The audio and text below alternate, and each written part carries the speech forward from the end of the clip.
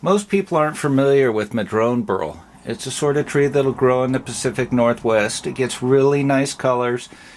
It'll range anywhere from kind of an orangish to a reddish to a brownish in color. Really nice figure in it. And I think you'll notice if you look at it real close, it doesn't have the open pores that you normally see in most woods. So when you finish this, it really gets a really nice glassy finish.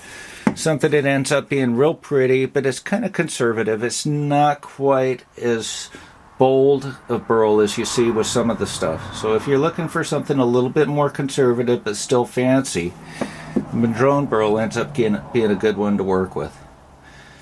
Most of the Madrone Burl that goes out on the market, it doesn't end up getting turned into lumber. They end up cutting it up into veneer. It goes into a lot of the high-end vehicles, like the Lexus was using them for a number of years.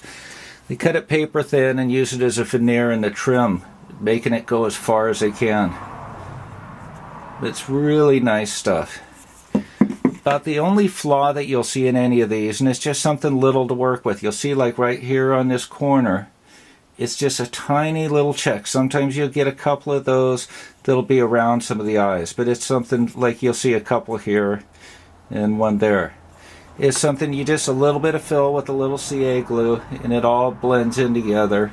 You do it right and you get a really nice finish on this. It looks more like a polished gemstone than it does a piece of wood. Beautiful stuff.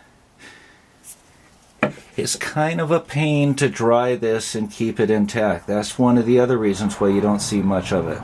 This that I get it from a company. What they do is they pressure cook it before they dry it. That way it makes it to where it can dry without cracking up or moving a whole lot.